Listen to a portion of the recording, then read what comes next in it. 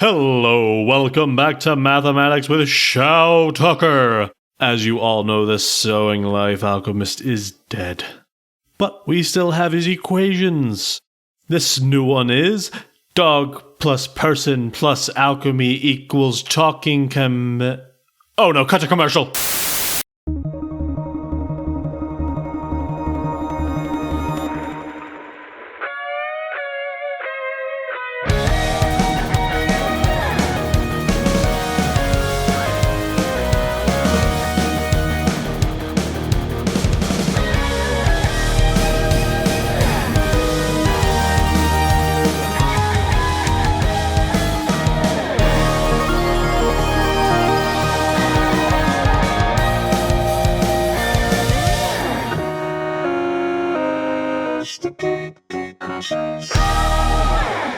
Welcome to Gate Crashers, a podcast dedicated to kicking open the door to your next favorite thing.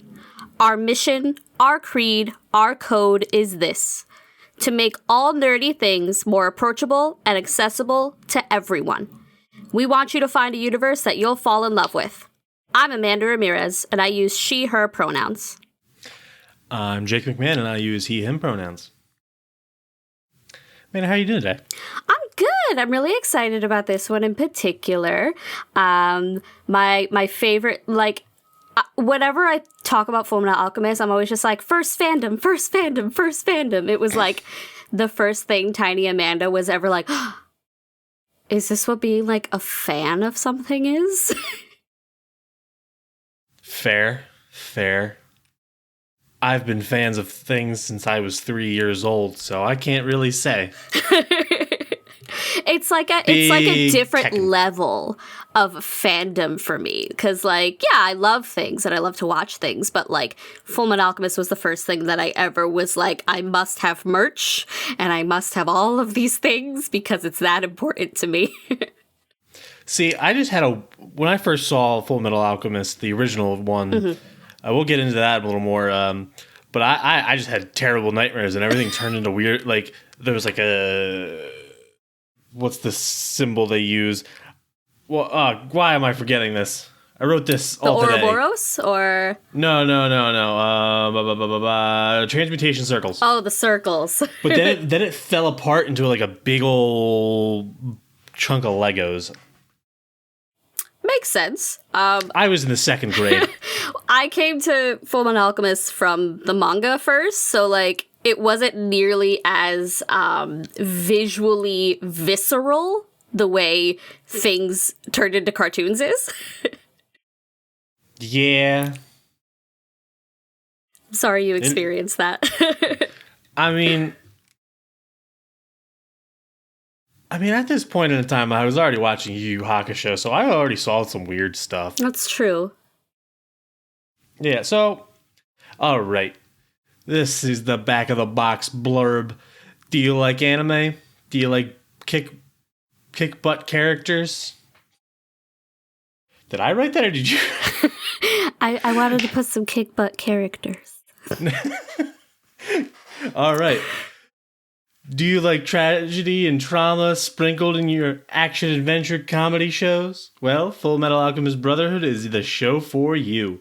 This mega-popular series, based on the best-selling manga, is hilarious, poignant, and heartfelt, and follows the tale of two brothers on a quest to right their wrongs and get their lives back to normal. Join Edward and Alphonse Elric as they search for the Philosopher's Stone.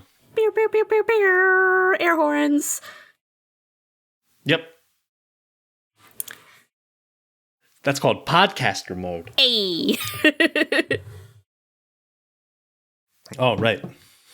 So I took a little bit of used my little history background. History degree and made a little thing about alchemy. Yeah, I was deeply impressed. I was like, you shouldn't be. This was all taken from Wikipedia. Granted, I rewrote it, but I learned all of this from Wikipedia. I learned most things from Wikipedia. So if there's anything wrong, don't at me. I have a history degree. Leave me alone. All right, so alchemy has a long and rich history from around the world, with its major origins being from Greco-Roman Egypt, India, and China. The term alchemy is most recently derived from the French word of alchemy. I don't know how to speak old French. I'm sorry, I don't even know how to France. speak real French. Well, I just said real French. Like old French wasn't real French. Super Bowl Sunday, everybody. Super Bowl Sunday. You want that Tom Brady to win? You want that Tom Brady to lose? Let me know. By the time this comes out, we will. So, which itself comes from a combination of the Arabic al and the Greek chemia. I'm just going to guess and assume that I'm not butchering these, but I probably am butchering these. Just sorry in advance. It's fine. If you want to at me on my pronunciation, that's fine. My use of Wikipedia, maybe not. I don't know. I know a little bit better about that. The two primary philosophies of practice as we know them today are turning lead into gold and the quest for immortality. Both these philosophies can be traced back to two branches of alchemy. European alchemy was heavily focused on the scientific aspect of turning base metals into noble metals, the process called transmutation. This is where the idea of humans being able to turn lead and sometimes mercury into gold. I only learned today that people were saying mercury to gold for the Philosopher's Stone. And the idea of the creation... This led to the idea of the creation of the Philosopher's Stone, which is supposed to make this kind of transmutation possible. By contrast, Asian alchemy has more of its origins in religions, such as Chinese Taoism and Indian Dharmic faith. I think it's Dharmics because there's different ones. Yeah. So the main goal of that pursuit was immortality. The first emperor of China, for example, was so obsessed with it that he kept on drinking mercury thinking it would give him everlasting life. But it just killed him instead. But if you try to dig up his grave where the Terracotta Army... That's not what it's called, the Terracotta Army. I don't remember what it's called. This is what I went to college for, everybody. There's a lot. Sometimes it all just gets mixed together, and then suddenly you're just like, I don't know, maybe that's right. Maybe I made it up. I remember more about one single samurai who was a sleazeball than anything else. And I didn't even finish that autobiography I read that he wrote. But yeah, so if you try to dig up his grave, it's just filled with mercury. It's great. In India, it was believed that gold would grant immortality. I don't know where they got that from, but Buddhism and Hinduism also have a form of the Philosopher's Stone called the Cintamani Stone. I've heard of it before, and the Philosopher's Stone in this kind of seems like a blending of both of these stones, but the Cintamani is more magical and potential to grant wishes. Mm-hmm. And yeah, so it's just a bunch of stuff. Yeah, like it's rooted in like everything for the most part, because there's several names for the Philosopher's Stone the same way there's like several names for like the perfect human to sort of just reference Fullmetal Alchemist itself and the way they go through that scientific process. Because then like you also have I think they call that Father. Is that what his name was? I can't remember. Is he the perfect homunculus? In the show, Father is trying to... Yes. I don't want to spoil it too much. Yeah, we're not at that part of the episode, but I don't want to spoil it. I am. Here I am. I rewatched the first two episodes. It's been like 2 years since I watched the entirety of Brotherhood. And like even a lot longer than that since I watched the original anime. It's been like 2 days for me. So Fullmetal Alchemist, in all of its iterations, of which there are many, explores classic themes like death and dying and mortality, grief and loss, family and coming of age, while also focusing on a lot of heavier topics, and making it accessible for all audiences, both big and small, like military occupation, government corruption, racism and xenophobia, disability, the intersection of science, magic, and religion, and sort of the exploration of morality and how it's an ever-flowing thing. And I think that's what makes it so great. And that's why this show and this manga have so many fans. And like fans of action adventure shows and history buffs like yourself, and also fans of alternative history really love this show. Fans of manga in general, and particularly shonen manga and anime. And in short, just weebs like us love this show. All 9 of us. All 9 of us. But it really doesn't stop there. I think there's another guy, but he doesn't want to admit it. Yes. I think it's just so indicative of how universal both the show and the manga is, that not only are they bestsellers and highly critically acclaimed shows in their native Japan, but here it's one of the most popular manga and one of the most popular anime, and just people I have spoken to about it who have never watched an anime in their lives are like, I know that one. Yeah, I started seeing advertisements on the Instagrams. The collective of Instagram. It's called the Instagrams. So, you get the ads, and you get some anime clothing ads. There's just a bunch of Ed's jacket. I'm like, oh, that's the second most famous red anime jacket I can think of. I also just think your Instagrams has been listening to you. Probably. That's a whole other matter. Yeah. Everybody, let your Instagram tell you what to buy, and it'll make sure it knows, because it's watching you. It's always watching. Yeah, just like the State Alchemists. Or the State Alchemists are always watching. Especially Führer Bradley, because you can always trust a man whose name is Führer, who's got the title of Führer. You can always trust the Führer.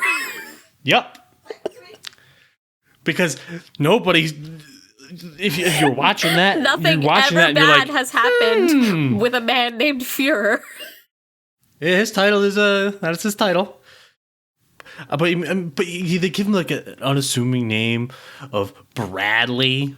Come on. Well, actually, Bradley's just his last name. Remember, his first name is King. That is true. Well, that's not even his real name. That's not even his real first name. No, his first name is Wrath. His real name's Wrath. Oh, King of my universe. And you learned that really early in the series, so yeah, no, nobody yell at us. Unless you're watching regular Fullmetal Alchemist, right? That doesn't come in. Unless you're watching the original, because the original drags the first few books of the series out, because they were really trying to pack it all in, and then they just ended up outpacing the manga, and so. I remember watching through Brotherhood and going, oh wait, this is more closely to the.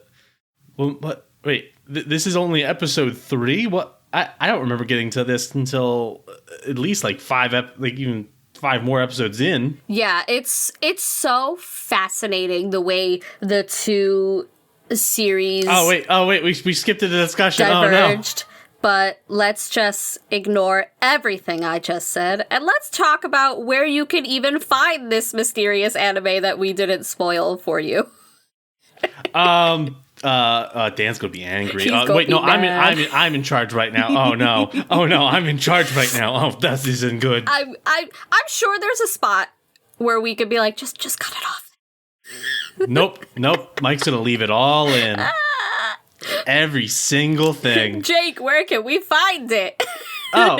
So Full Metal Alchemist Brotherhood is on multiple streaming platforms, including Amazon Prime, Netflix, Hulu, HBO. Is it on HBO Max? It is. What? See, I just put Netflix because that's what I was like, I think that's the most universal one.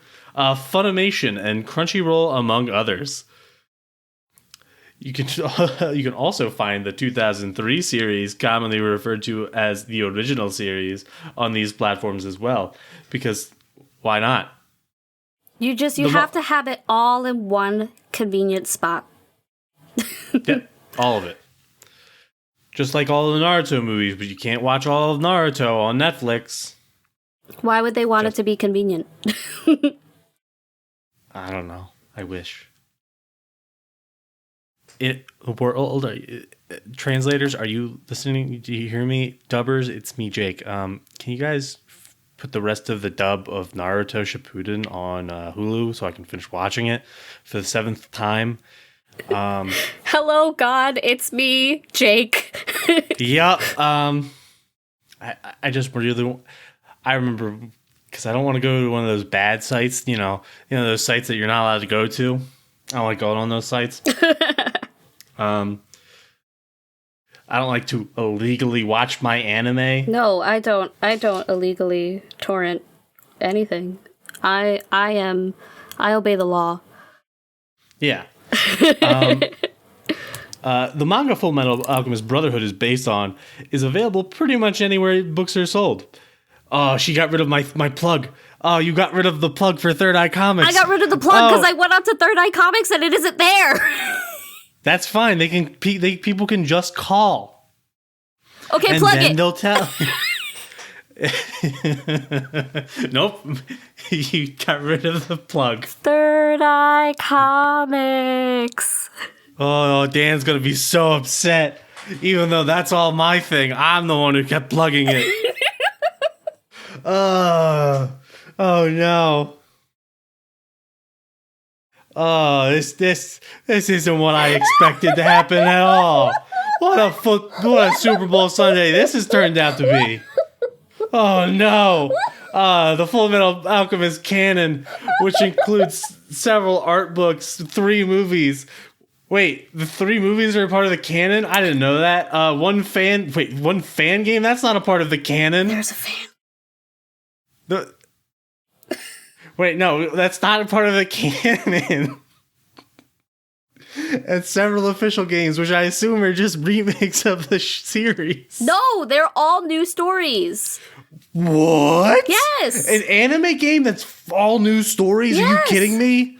That doesn't exist. There's only one of those, and that was a really bad Naruto game. I can't remember all of the names because there's actually so many Fullmetal Alchemist video games. So what you're saying is I'm not going to have to replay the Frieza saga 90 times. No! Like all of the Dragon Ball games. Like the implication... Because that's what all Dragon Ball games are. It's replaying not even like the GT stuff or the Super stuff. It's just Frieza, Cell, and Boo. That's all you need.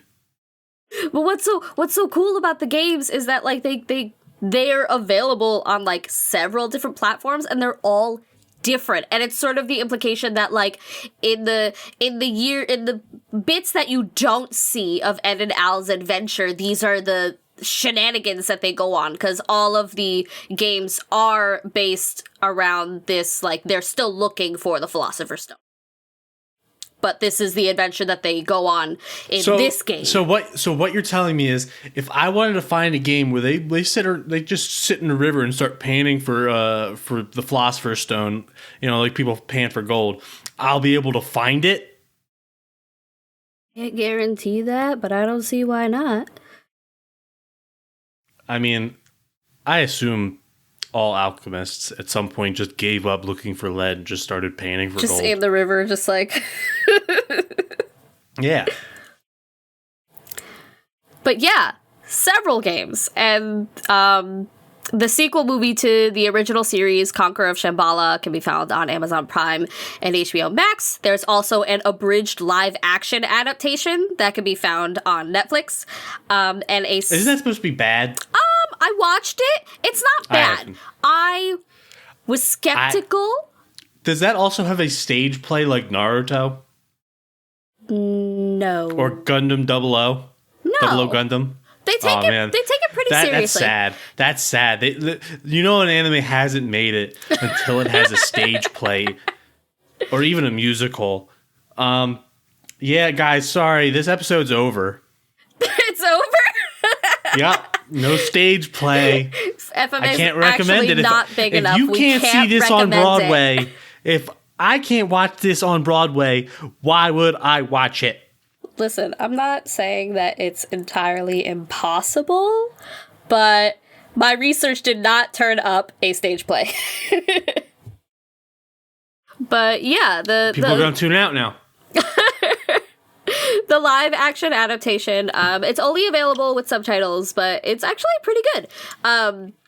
I was very skeptical about it because some key characters were missing, at least who I felt were key characters, but they did a good job taking the dog? Yes. Is the dog missing? Yes, the dog is missing. Well, now don't go watch that. The dog's missing. The dog has a robot arm, guys. If you can't watch the dog with the robot arm, this is just it's just upsetting.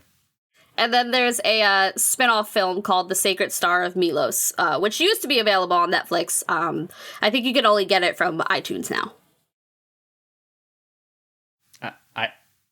Do people still get things from iTunes? I don't know. I didn't watch it on iTunes. That's just the only place I could find that it exists. Hey, everybody, at Gatecrashers on Twitter, if you still buy things from iTunes. I don't even Apple have the app. Music. Is that... It would just be in the App Store or just... I don't know. I don't know. It's rocking my world.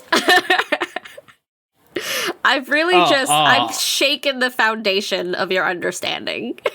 wait, hold on. You wrote Game Boy DS. Yeah. That's not a thing. It's the Nintendo DS, isn't it? I knew that sounded wrong when I wrote it. Honestly, I don't know why it wasn't just Game Boy DS. It sounded wrong when I wrote it, but I could not fathom it being anything else. Yeah, so tell them where the games are. The games are available across many platforms, including PlayStation 2, Game Boy Advance, Nintendo DS, Nintendo Wii, and the PSP. Huh. So, we gotta take a little break, so if people want to watch the first two episodes like I did of Brotherhood, they can.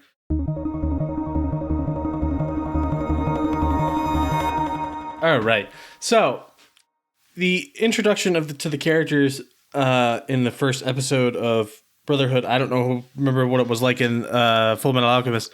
Do they always go after the ice alchemist, the freezer? They don't. Okay, so I started my rewatch of the full Brotherhood series a couple days ago. And it's the one I watch the most, so I have a very clear, okay, the Fullmetal Alchemist story starts with the Ice Alchemist. Cool. And then I started rereading the manga, and I was like, that is not where it starts. And then I rewatched the first two episodes of the original series, and I was like, that is not where it starts. So despite the fact that Brotherhood kind of is supposed to be the true adaptation of the manga, what I think it did so well with that first episode was, like you mentioned, the introduction of all of the characters without it feeling super expository or like you had no idea what the hell was going on. Mm-hmm. I always like that use of a hook. Just, I don't need to know your introduction, your origin story from the beginning. Just give me the good parts first. Make me want to know your origin story. Yeah. I thought this was a fun way of doing it. Mm-hmm. And I think that's the way a lot of things should do it. I don't need to see Batman's parents shot in the beginning of the movie every time. Just peppering in his little asides throughout. Yeah, just give us, a little bit here, a little bit there. This is their tragic backstory, but we're not going to give you all of it. We're only going to give you some of it, either because you have seen it 18 million times, or because it's not the most interesting part of the character, or it's because it's something that we're going to build off of. I think the truth part was the biggest change that I was when I first watched Brotherhood. Mm-hmm. I'm like, wait, what's this big door? What? Yeah. Oh man. Is that not in the I assume that's not in the beginning of the manga. it's not in the beginning in the sense that you see Ed facing the truth, but you do get some inkling of it. But you don't see the full, like, hello, we're in this limbo space with the truth and the doors and all of that. That gets elongated throughout the series. Yeah, I would assume, because that's a big reveal that, hey, God showed me how to do everything without a special circle. Mm-hmm. I think what's pretty interesting about the way they reveal it in the anime is that you see Ed meeting truth and you see Ed getting all of this knowledge, but you don't know what that means. You just know that it makes him different and it makes him powerful. And it's only throughout watching this series that you realize, oh, the reason Ed can transmute without a transmutation circle is because he met truth, because he met God, essentially. And God was like, all right, you want to be me so bad, here you go. But you have to pay dearly for that power. Yeah, but I mean, that could have been worse. Yeah, it could have been a lot worse. I always wonder, and this is one thing that they never really cover, like why Ed only lost his leg, but Al lost his entire body. Like, I never understood the reasoning behind why one lost so much more than the other. Smaller. Younger. Potentially. Like, there's a lot of potential reasons. Yeah. And I'm only questioning it right this moment. I've never really thought about it before because I was just like, let me just watch my show. It's nice. But yeah, the first two episodes of Brotherhood and the first two episodes of the original are so wildly different, if only because the original series really takes its time with certain storylines, and Brotherhood is like, you don't need this. They really have a mom in the original. Mm-hmm. Yeah, and that's testament to like how they ended up changing the role of the homunculi. What I think is really cool in the original series versus Brotherhood is that the creator, Hiromu Arakawa, of the manga was involved heavily in the original series. But once it started outpacing the manga, she gave them sort of some guidelines, and then she was like, okay, have fun. And she has been quoted talking about how she thought it was so interesting the ways they took bits and pieces and both went really close to what she wanted or what she intended and still ended up creating this completely new world. And I think both of them have really cool merits. Yeah, technically new world. Ed does go to a new world, doesn't he? He does. He does end up going to a new world at the end of the original series. It's fascinating. Like, the ways in which the two of them are different. Like, if you ask me any day, I'm always going to say Brotherhood is my favorite, and Brotherhood is the one you need to watch, and Brotherhood. But the original series is so cool in its own right, and I don't think a lot of people realize how cool it is because they don't have the context of what the original story was supposed to be. Yeah. I was too young to understand any of that when it was actually coming out. Yeah. So I was just like, okay, I'm going to go back to watching Naruto after this because I don't know. Yeah, that's fair. I was also reading Naruto, but that was... Oof. Yeah, Fullmetal Alchemist, like we mentioned earlier, it really canvases so many topics that, like, are kind of difficult to understand outside of the context of a fictionalized story. But what's really fun is that you do get all of these different relationships, and you get to really navigate the difference between science and magic and faith through the character of Ed. Like, they don't make Ed just this one-dimensional science dude. He really goes through a journey of, like, realizing that even if the faith that he has isn't the same as the faith, say, the people in Lior, who are worshipping the sun god Leto have, that doesn't mean he doesn't have some sort of faith in something. And for him, it was always like, I believe in alchemy, I believe in science, yada, yada, yada. And eventually he comes to realize that he was worshipping a science as if it were God. He also meets God. Yes. Which in Brotherhood makes it a little weird when he's just going on and on about science.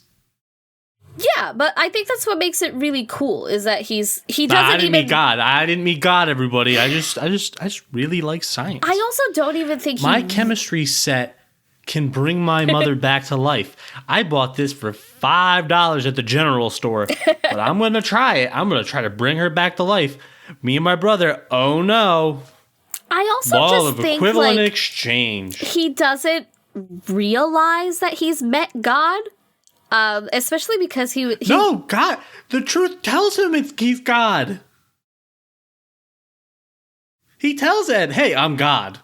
Yeah, but why would a child believe that? Why would a child believe I have met God, and then God decided that I was to be punished because I wanted to... Like, there's so much nuance in the way Ed thinks about God versus science. I don't think he likes God very much. I don't think he likes God very much either, but at the very end, he ends up realizing that, like, God, or the truth, or the one, or the all, wasn't to blame for what he did and for what happened to him. I don't think he ever does that. I don't think he ever says, oh, it was God's fault. It's like, oh, no, me and Ed fucked up. Let's try to get our bodies back. I mean, yeah, he's very... Oh, wait, me and Al. I said Ed You said twice. me and Ed, yeah. Me and Ed. Ed and Ed. And Eddie. Ed's fault. No, Ed and Al Wait, hold on. That question is, which of the three characters of Ed, Al, and Winry would be which Ed? From Ed, Edd, and Eddy.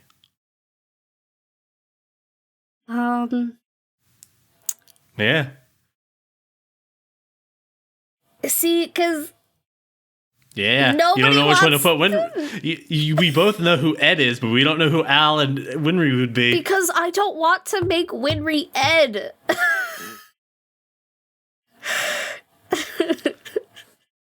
I would like to plead the fifth. I think it's disrespectful to Winry.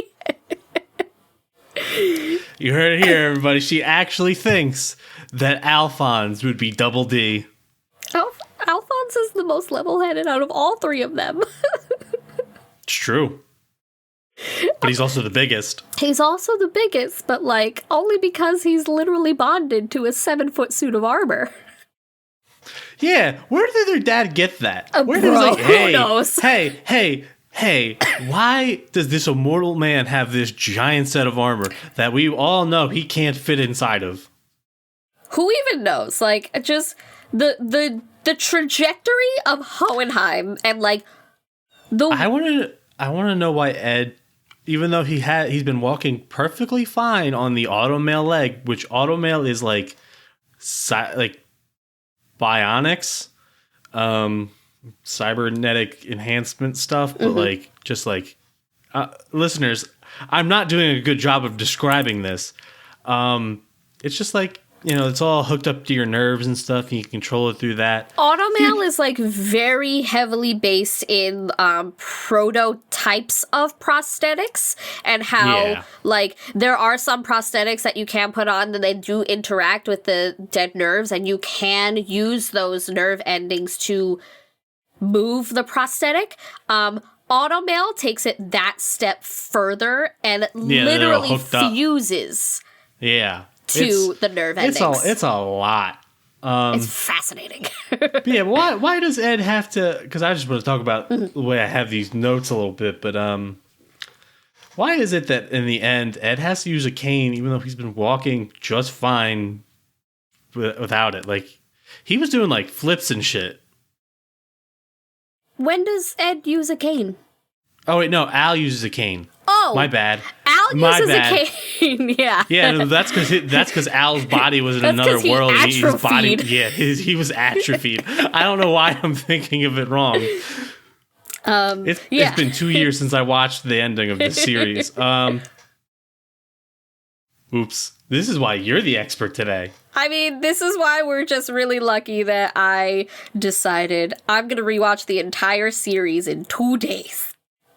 That's also why I made these notes a little more general. That's fair. But yeah, so that's your little crash course on what automail is. It's a very big thing in the show, period. I think what's really cool about it is that, first of all, like, one of the best automail mechanics is Winry. They're a childhood best friend. And she's such a feminine girl, and I love seeing her get dirty and just be. She also got a dog. She does have a dog, yes. We love Den. And you know, the ways that disability is showcased in the show, and how it's like, yeah, you can do this if you want, and if you don't want, you don't have to. And there's so many different ways in which not only have they overcome that, if that is something that you want, but also how it's just the betterment of their life. It's just so cool. Yeah. There's so much in this series. A lot of world building. We've already talked about Freezer, but we should probably talk about why Freezer, a state alchemist, was like, I'm gonna kill the Fuhrer. And if you know anything about the Fuhrers, you know you should probably always kill them. Yeah, you should probably want to kill the Fuhrer. Yeah, let's talk about the Ishvalan Civil War and just Scar. Oh, Scar, the GOAT, the best, the greatest. I love him. Scar.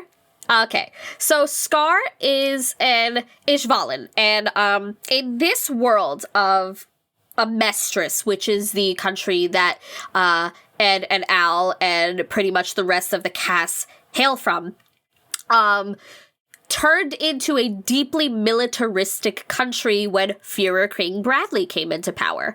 And, you know, they spent years and years and years expanding their borders and taking over other countries. And at one point, there was the Amestrian Civil War against the country of Ishval. And, you know, it's not only was it part of a larger plan that had absolutely nothing to do with the Ishvalans themselves, but it was also such a terrible part of their history that was deeply rooted in racism and xenophobia, and just general intolerance, because the country of Ishval is a relatively poor country, and Amestris declared civil war on them. And you realize that it was part of the larger scheme to create what is called a crest of blood, so that, you know, the big bads can do their big bad thing. Because, you know, if there's blood, and you want the blood, yes, you're either a vampire or the bad guy. Yeah, exactly. And Scar survived the Ishvalan Civil War, but to him, he didn't survive it because he was lucky. He survived it because he was given a divine purpose, and that purpose was to wipe out all of the state alchemists of Amestris. So his idea was just to become a serial killer. I think it's super interesting, though, the way he's like, I couldn't stop them when it was my entire countrymen, and so God has given me the directive to stop them with the power that I have now, because Scar was given the power of alchemy from his older brother, and Scar uses his alchemy to take out the state alchemists, because state alchemists were the ones who were called in to exterminate the Ishvalans. Yeah. And it's massively messed up. Yeah.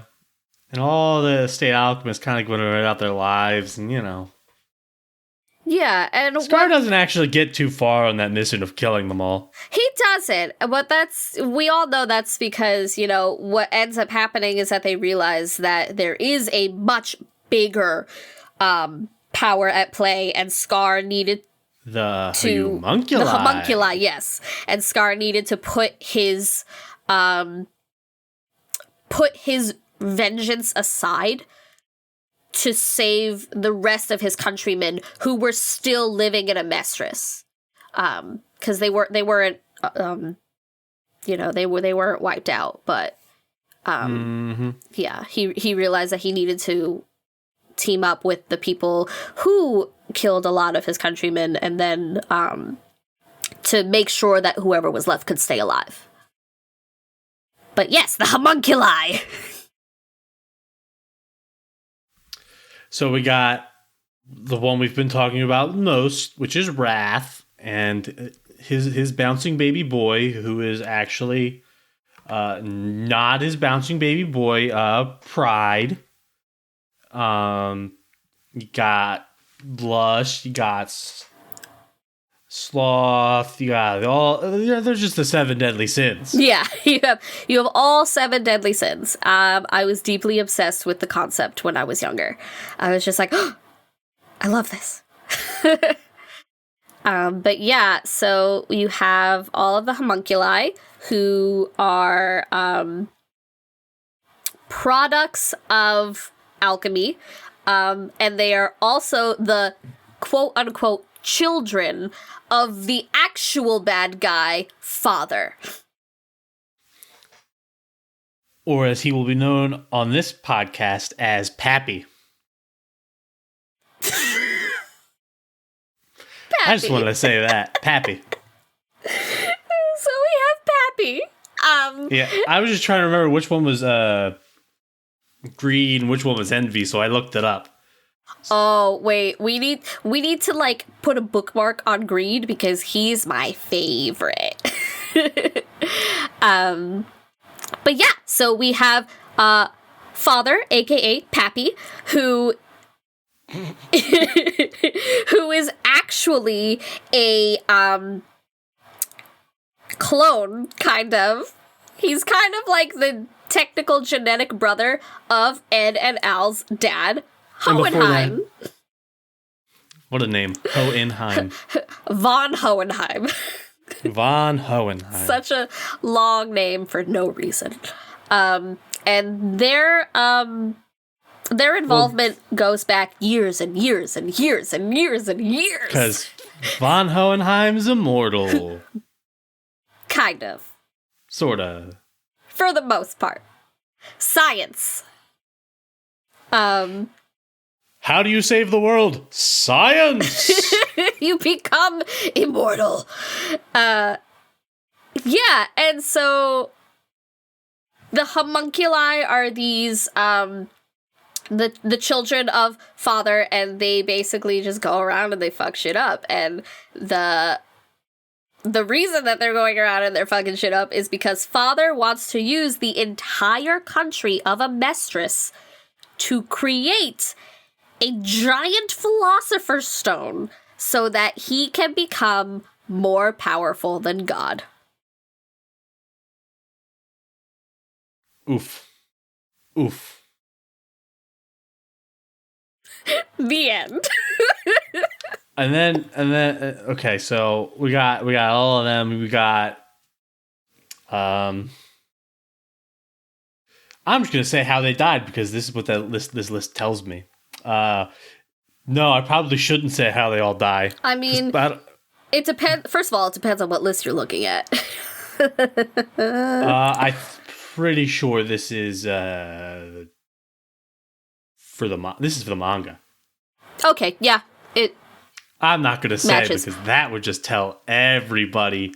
I would just ruin the whole show. Just don't spoil it completely. But if you were like me when I was 12 years old and lived on Wikipedia,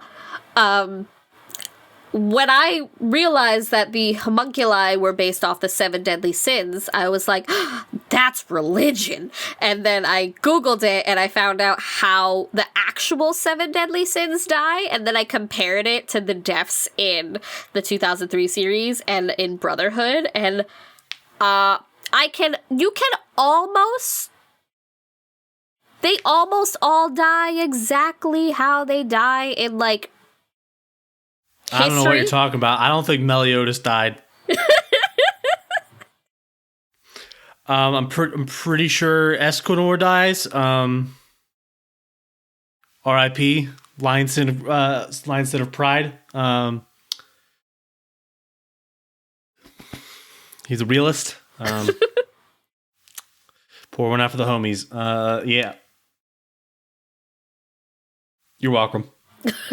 Thank you. Yeah. Who do you think would win in the fight? Scar or Scar from Lion King?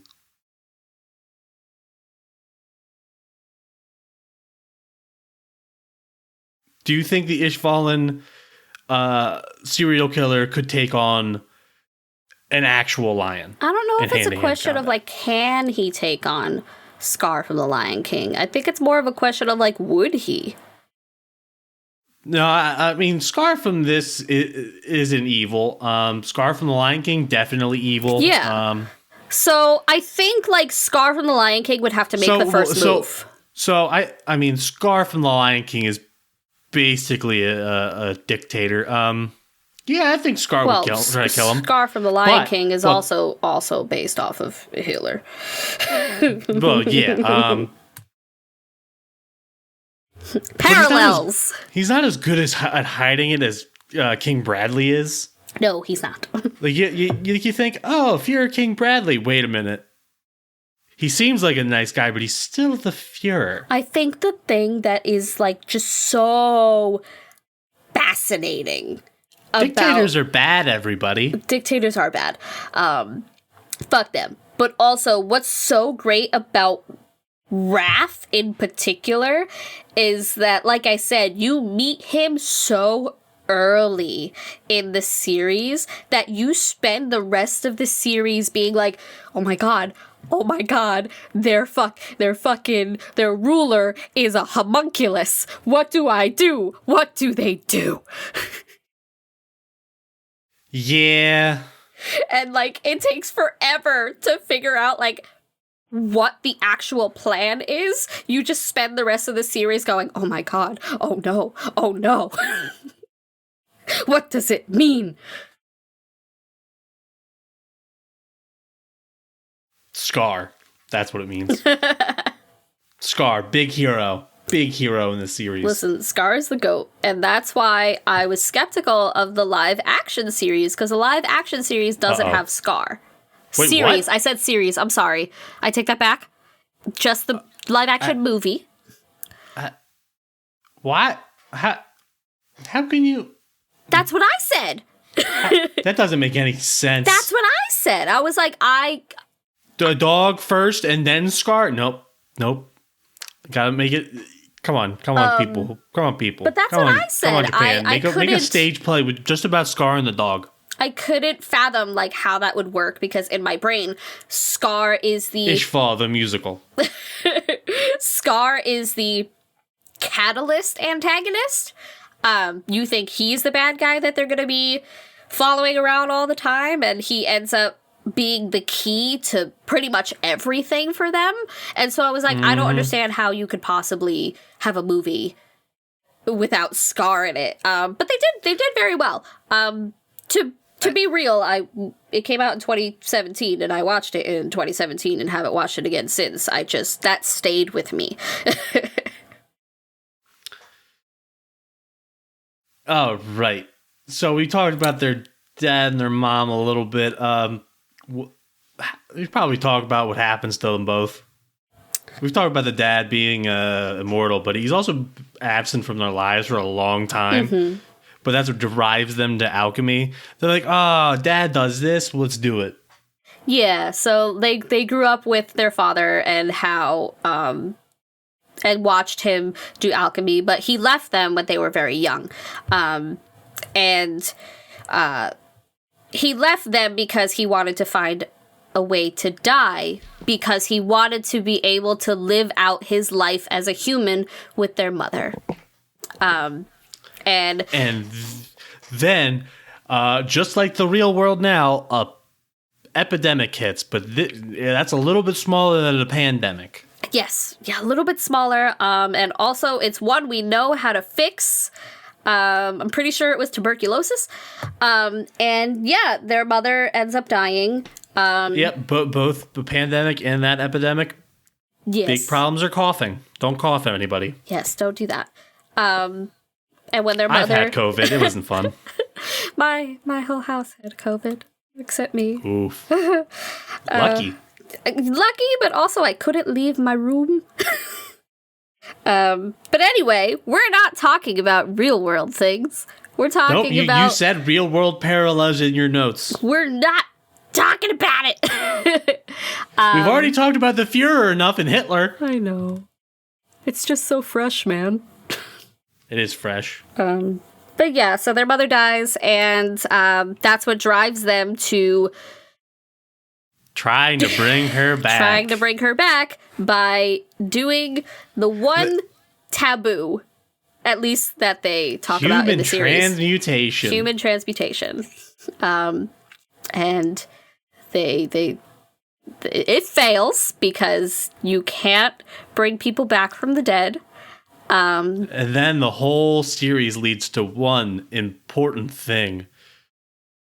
The Fullmetal Alchemist gag. Yes. That's the most important thing in the entire series that you need to know about. The gag. Yep. Ed is short. Ed is short, everyone. And he is the Fullmetal Alchemist. But, and he's real impressive. He's really impressive because he doesn't need transmutation circles because of God. But everyone sees him and goes, oh, man, look, it's a Fullmetal Alchemist. And then they walk to Al. Who's just a big suit of armor. His title is misleading. Bradley was messing with him. Bradley said, we're going to call you the Fullmetal Alchemist because you have 2 metal limbs, not knowing that his younger brother is a 7-foot suit of armor. Yeah, it's kind of a cool nickname for a disabled character. It is dope as hell. Yeah. Like, the Fullmetal Alchemist? That sounds so cool. Roy Mustang is the Flame Alchemist. He just got a bunch of gloves. That's lame. Wait, no, the gloves are cool. The gloves are cool, but he's just got a bunch of gloves. The gloves are dope as hell. I deeply appreciate the glove method, as opposed to how, like, every other alchemist decided to, like, tattoo their transmutation circles on their hands. Kimberly. The gloves are awesome, and they also allow for not only a lot of, like, really comedic moments, like when he gets stuck in the rain and he can't ignite, but also for, like, really intense moments for when he's stuck in a fight. He could have just tattooed it on his tongue and been like a dragon. Yeah, could have done it. That could have been cool, but also I'm not sure if, like, I'm not sure that would be, like, physically safe. You know? Maybe. Like, I wonder if the flame that close to his face would be... heartburn. Yeah. Indigestion, got it. Nausea, heartburn, indigestion, upset stomach, diarrhea. Oh no. I pulled that from the archives. But check your medicine labels, folks. And, you know, his gloves getting destroyed in, like, battles or something. For most of the time, it's done for comedic effect. But there is that one particular fight that he's in that he has to carve his transmutation circle into his hand so that he can continue battling. And that's against Laura Bailey. Yeah. If you don't know, it's Lust. I love her. But yeah, the ways in which all of the alchemists kind of adapt to their alchemy and how they use it. Yeah. So dope. On the topic of the homunculi and adapting, you know who didn't adapt real well? Hughes. He didn't adapt very well. Who the heck? I mean, I already told you what I want to do for the opener, which I still have to write, but come on. We'll do it and I'll be sad, but it's fine. I still gotta write that. It's fine. But yeah. Super Bowl Sunday, everybody. Touchdown. But yeah, Hughes and the makes you true, real scared. It makes you real scared to make phone calls. The true like stab in my heart. Like I know we all like Fullmetal Alchemist as a fandom, you know, is accused of having one joke. And I would just like to point out several. It's got several. Shou Tucker. Nina Tucker. Yes, I would just like to point out the dog, that whose name I forget right now. The Alexander the dog, Alexander Tucker. Like when your joke hurts that much, you really only need one. But then you have Hughes, who he just wants to show you his kid. I love him so much, which is redundant to say because I truly just love this entire cast. He did. He did. And that happens, what, episode 5 in Brotherhood? It happens very early. Yeah, they don't draw that out. That happens what, episode 12 in the original? I know it happens a little later. I don't really remember Not too much later. The breakdown, but it does happen a little later in the original series because they draw out, like, Lior for so long. And, you know, they do other things and then they introduce other characters and stuff. But, yeah, he dies relatively early in the series, and what's, like, real fucked about it is that they just don't tell Ed and Al. Oh, no, he only debuts in episode 5 of the original series. So, yeah. It doesn't even... Yeah, he doesn't even... He's not even alive for that long. Yeah. But yeah. It's just another one of many people that Ed and Al are like, we could not save this person. This person died because of this thing that we did wrong when we were young and that we've been trying to fix. And that becomes like a mantra for them. Like, first it was Nina and how they couldn't even use their science to save a little girl. Edward, big brother Edward. You come into my house. You're welcome.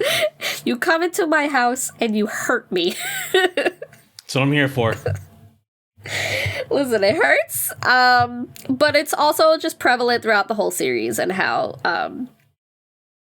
it's this driving force for Ed and Al because they were so sure when they tried to transmute their mother that science and alchemy could solve everything, and clearly it didn't for them at that point, and it continues to not solve anything for them. It just makes things harder and harder and harder to get through. And that all sort of culminates to the actual end of the series. And how Ed eventually does get Al's body back. I don't know if we wanted to keep that a little secret. Yeah, we don't have to reveal the ending. Yeah, you don't need to know, but... I already told everybody that Al walks with a cane. I mean, they have to know that eventually Al gets his body back. Otherwise, it's not satisfying. I mean, Al gets his body back a little easier in the original, the 2003. Yeah, I think about that a lot. Like, he's not even atrophied at all in that one, is he? No, I think But he's also not, like, aged. He also didn't He's just age. young. That's the thing. He was very young, still. And that's sort of I think the trade-off that they did, where, like, in this series, in Brotherhood, Al was aging, but it was, like, just his literal body was aging, because the idea was that it was kept in limbo. Yeah. Also, Ed ages throughout the series, and you can notice that because he gets taller and his hair changes. It's the way that Ed, in specific, you can see him growing up throughout the series, and like he's an adult when he stops wearing the braid and he has the ponytail. Yeah, and like you don't notice it because you're really invested in like the actual story and like the action and the adventure, and you don't notice it until Winry does. Yeah, I can only think of one other series that actually does that, and that's as D. Grayman. Oh yeah, yeah. Because Alan does get taller and he does have his hair grow out. Yeah, it's just I love when shows do that. And he also gets himself taken over by another person. But that's a different thing. That's a different story. That's another religious one. That's another podcast for a different day. Yeah. But yeah, the actual visuals of the characters growing and changing endears you to them so much more. And there's only one of them that makes you uncomfortable, and that's when Mustang gets a mustache. Oh my god. I would like to point out that the mustache is not in the manga. They added that in the anime. Why would you add that? Because they hate me. Just to show that there was a time jump? Yeah. You could just do that with like a slicked back haircut. You can see it through Riza and how she cut her hair again. It's obvious. You could have more clearly shown his uniform and shown that he had more stars on his uniform.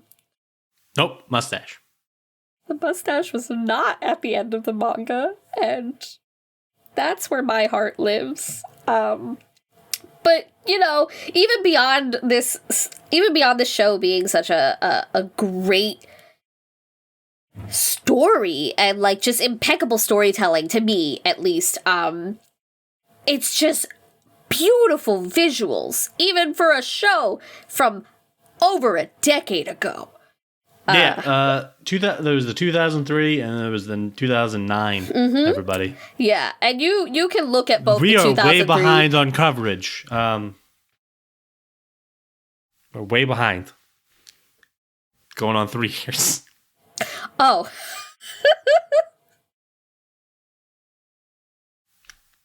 Yeah. Oh, right. So you said this is your first fandom. You talked about that. You want to talk about that a little more? Really, it was just... So yeah, Fullmetal Alchemist was my first fandom. It was the first thing that I remember watching and reading and then going down to the local Hot Topic. Yes, actually, and just being wholly obsessed with it, in a way that like I didn't get to be with Pokemon, because I think Pokemon came so early for me that I didn't understand the concept of being obsessed with something. And, you turn 12 and suddenly you're obsessed with literally everything, and Fullmetal Alchemist was the first thing that I was like... Also, because you couldn't ban Fullmetal Alchemist from the schools because they didn't have the trading cards. I don't... Actually, they probably do have trading cards, but like not like Pokemon. Probably, but... Remember, everybody, if the teacher takes away your Pokemon cards, you can always send them to the Shadow Realm with Yu-Gi-Oh cards. That's true. Levels of fandom. But yeah, it's something, Fullmetal Alchemist is something that has always stayed with me. And it was also something that when I first saw it and when I first read it, it was at such a formative part of my life in, like, you know, that sweet spot where you're really kind of just forming your own personality around things. And this was the thing that my brain chose. If I were to root around in my brain, I think at least 40% capacity is dedicated to Fullmetal Alchemist. and you know, Fullmetal Alchemist as a story really shaped the way I approach stories in general and the way I approach a lot of the books that I publish for my day job. And it informs the ways in which I approached, like, morality when I was growing up and how I empathized more with people because of what I learned from Fullmetal Alchemist. And that's why it's always been something that's really important to me. What she's really saying, everyone, is if you based your whole personality on the original trilogy of Star Wars, you can't just solve all your problems by throwing an old man down a shaft. Exactly. That's exactly what I'm saying. Thank you, Jake. Yeah. For her, it's Fullmetal Alchemist. For me, it was Naruto. So I just talk to people and figure out the problem, and then they just kind of die. And then you run everywhere. Yeah, no, putting your arms back makes you run faster, everybody. It's a scientific fact. Actually, it's not. It's been scientifically proven to be even worse. But it's so fun to watch. Yeah, no, it'll help you dodge the bullets at Area 51 when that happens again. Unless Boruto ruins it.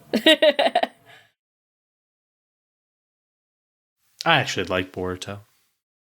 I don't really have many opinions on Naruto in particular. At least not beyond, like, I don't know, the first 2 seasons. Dan just finished part 1, everyone. Next time you hear him talk, just applaud him. You see it in his next tweet, applaud him. Be like, you did it, Dan. Just a nice little golf clap. You overcame your bias against anime, especially Naruto, and the words "believe it," and you know, just give him a pat on the back if you see him. Okay, but actually don't give him a pat on the watch... back because 6 feet away, people. 6 feet. I do have to watch the sub specifically because I can't do the believe it. I can't deal with it. It stops at episode 12. Incredible. Yeah, no. Once he realizes that he can't just say believe it and make people think, he has got to use his actions, he just stops saying it. Yeah, it's not that bad. Cool. The more you know. But eventually he just says you know because in the original manga he has a speech impediment. Yes. So does his mother and son. Yes, I remember that. I remember the first time I ever read Naruto was actually through my Shonen Jump subscription. And that's how I got into manga, period. I don't know why I had a Shonen Jump subscription. Like, I don't know how that started. But it has informed a lot of my life choices. I would blame the fandom of Shishomaru. Wait, probably. No. Is that Inuyasha's brother? Sesshomaru, yes. Inuyasha fandom, don't come for me. I don't know. It's all his fault and all Vash the Stampede's fault. All right, everybody. You guys can all find us at Gatecrashers Pod on Instagram or Twitter. And Amanda, where can they find you? You can find me on Twitter at AmandaIsA_Ram. And I think you could also find me on Instagram at the same handle. I never remember. And you can find me at Blurb Machine on Twitter.